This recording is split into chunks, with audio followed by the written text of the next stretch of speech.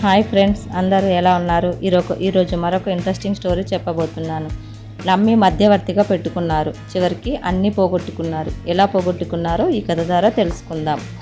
ఓ అడవిలోని నది ఒడ్డున 2 నీటి పిల్లులు నివసిస్తుండేవి. అవి ఎంతో స్నేహంగా ఉండేవి. నదిలోకి దిగి చేపల వెంట ఈదుతూ వాటిని ఒడ్డుకు తరుముకొచ్చి చంపి తినేసేవి. కానీ అలా ఒక్కో చేపను చంపి మళ్ళీ నదిలోకి వెళ్ళడం కష్టం కావడంతో ఓ ఆలోచన చేశాయా పిల్లులు. ఒకటి చేపలను ఒడ్డుకు తరిమితే మరొకటి అలా ఒడ్డుకు చేరిన వాటిని చంపాలనే అంగీకారానికి వచ్చాయి. అలా ఆ 2 కలిసి బోలెడన్ని చేపలను పట్టుకోగలిగాయి. ఇక పంచుకోవడమే తరువాయి. మిత్రమా, ఈ చేపలను 2 కుప్పలు చెయ్యి అంది ఒడ్డున ఉన్న పిల్లి. పొరపాటున దానికి ఎక్కడ అన్యాయం చేసేస్తానో అని భయపడి, లేదు మిత్రమా, నువ్వే పంచు అంది రెండోది. మొదటి దానికి అదే భయం. దాంతో చేపలను మధ్యలో పెట్టుకొని దిగాలుగా కూర్చున్నాయి అవి. ఇంతలో ఆహారాన్ని వెతుక్కుంటూ అటుగా వచ్చిందో నక్క.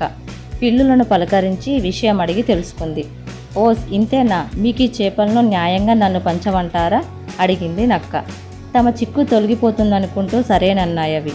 ఓ నీటి పిల్లిని కాస్త పక్కకు తీసుకెళ్లిన నక్క, నీ మిత్రుడే ప్రవాహానికి ఎదురీది మరీ నేర్పుగా చేపలను ఒడ్డుకు తరిమింది.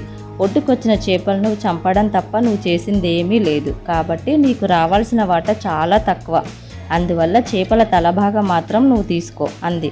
తర్వాత రెండో పిల్లిని దూరంగా పట్టుకెళ్ళి, సునాయాసనంగా చేపలను ఒడ్డుకు తరిమిన నీకంటే రాళ్ళు రప్పల్లో తంటాలు పడి మరీ వాటిని చంపిన నీ మిత్రుడి కష్టమే ఎక్కువ.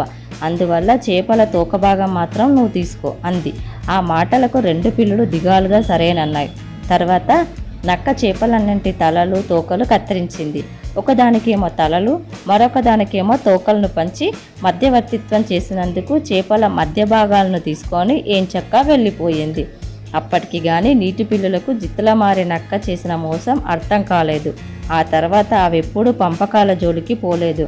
2 కలిసి వేటాడి ఆకలేసినన్ని తిని మిగతావి మర్నాటికి దాచుకోసాగాయి. ఈ కథ ద్వారా మనకు అర్థమైంది ఏంటంటే, మధ్యవర్తులపై ఎక్కువగా ఆధారపడితే మోసం జరుగుతుంది. మన సమస్యలను మనమే పరిష్కరించుకోవాలి. ఐకమత్యంగా ఉంటే ఎవరూ మోసం చేయలేరు. Thank you for watching.